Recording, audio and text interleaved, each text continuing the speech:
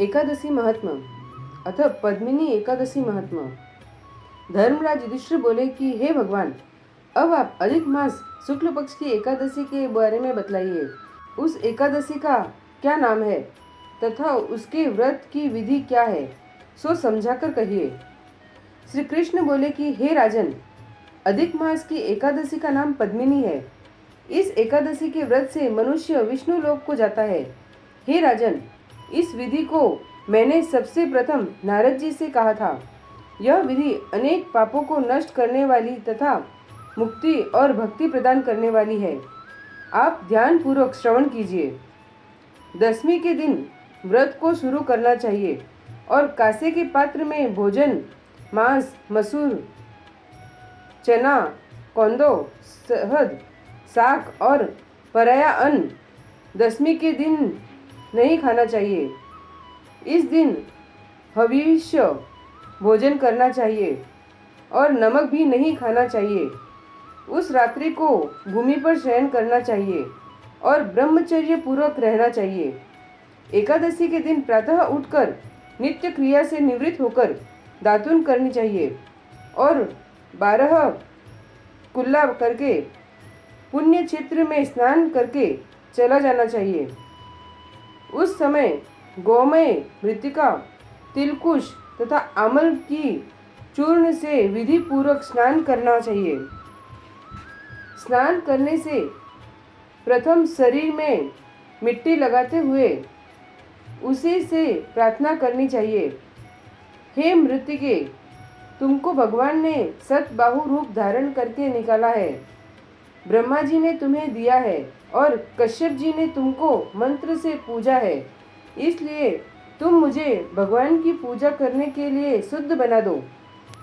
समस्त औषधियों से पैदा हुई गौ के पेट में स्थित रहने वाली और पृथ्वी को पवित्र करने वाली तुम मुझे शुद्ध करो। ब्रह्मा के थूक से पैदा होने वाली रात्रि तुम मेरे शरीर को छूकर मुझे पवित्र करो।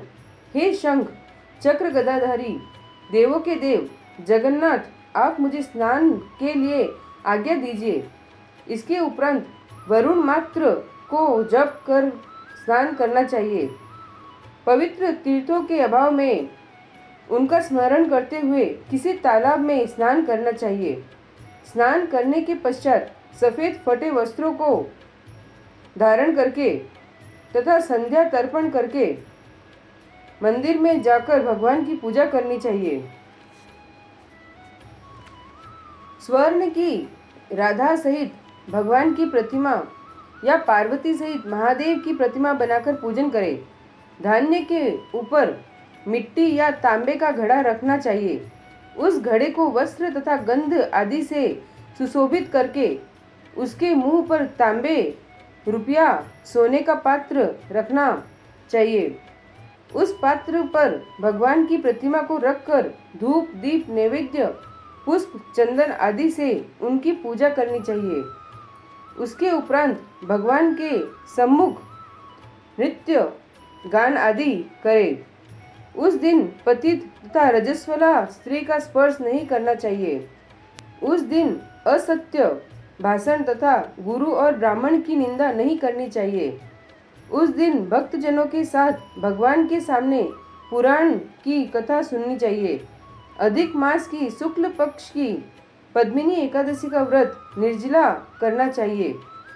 यदि मनुष्य शक्तिवान हो तो उसे जलपान या शुद्धाहार से व्रत करना चाहिए। रात्रि में जागरण करके नाच और गान करके भगवान का ध्यान करते रहना चाहिए। प्रति प्रहर मनुष्य को भगवान या महादेव की पूजा करनी चाहिए।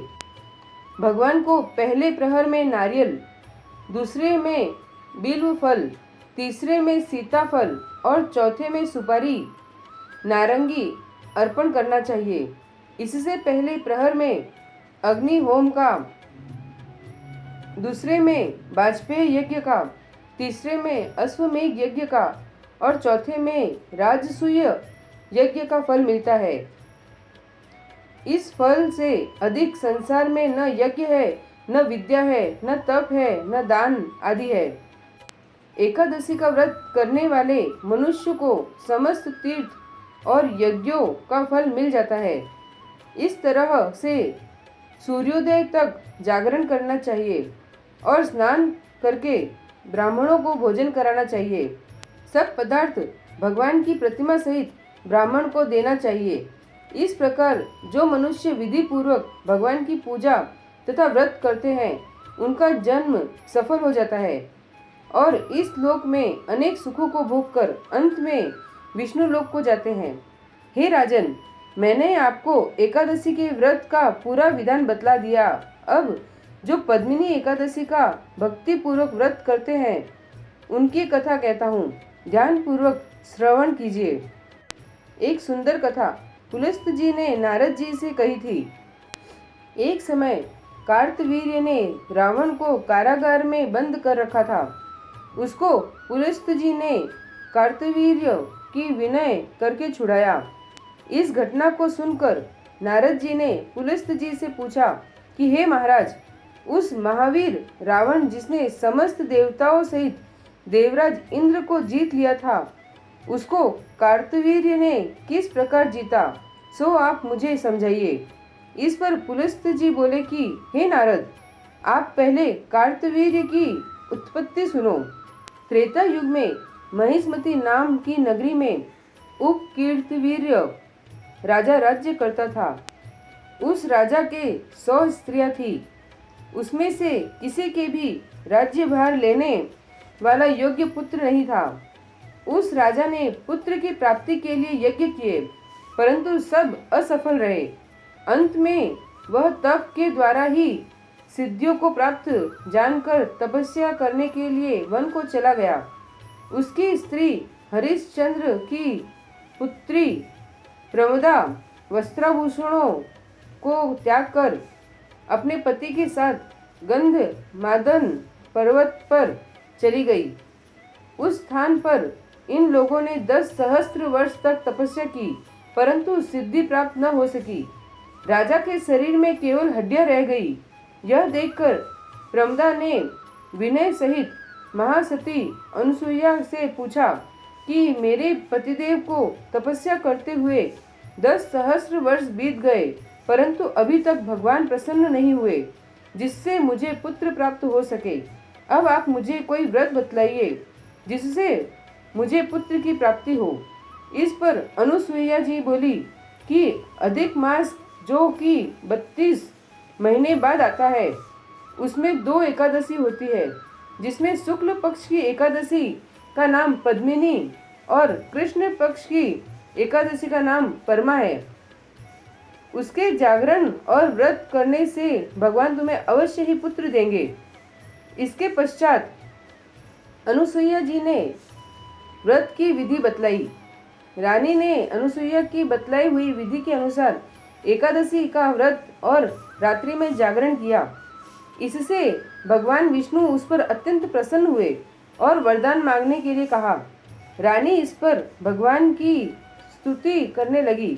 रानी ने कहा कि आप यह वरदान मेरे पति को दीजिए। प्रमदा का वचन सुनकर भगवान विष्णु बोले कि हे प्रमदे, मल मास मुझे बहुत प्रिय है, जिसमें एकादशी का व्रत तथा रात्रि जागरण तुमने विधि पूर्वक किया, इसलिए मैं तुम पर बहुत प्रसन्न हूँ। इतना कहकर भगवान विष्णु राजा से बोले कि हे राजन, तुम अपनी इच्छा के अनुसार वर मांगो, क्योंकि तुम्हारी स्त्री ने मुझको प्रसन्न किया है। भगवान की सुंदर वाणी को सुनकर राजा बोला कि हे भगवान, आप मुझे सबसे श्रेष्ठ, सबके द्वारा पूजित तथा आपके अतिरिक्त देव दानव मनुष्य आदि से अजय उत्तम पुत्र दीजिए। भगवान उससे तथास्तु कहकर अंतर्ध्यान हो गए। वह दोनों अपने राज्य को वापिस आए। उन्हीं के वह कार्तवीर्य उत्पन्न हुए थे। वह भगवान के अतिरिक्त सबसे अजय थे। इसी से उन्होंने रावण को जीत लिया था। यह सब पद्मिनी के व्रत का प्रभाव था। नारद जी से इतना कहकर पुलस्त जी वहां से चले गए। भगवान बोले कि हे महाराज, यह मैंने अधिक मास की शुक्ल पक्ष की एकादशी का व्रत कहा है। जो मनुष्य इस व्रत को करता है वह विष्णु लोक को जाता है। बोलो पद्मिनी एकादशी की जय। श्री राधे कृष्ण।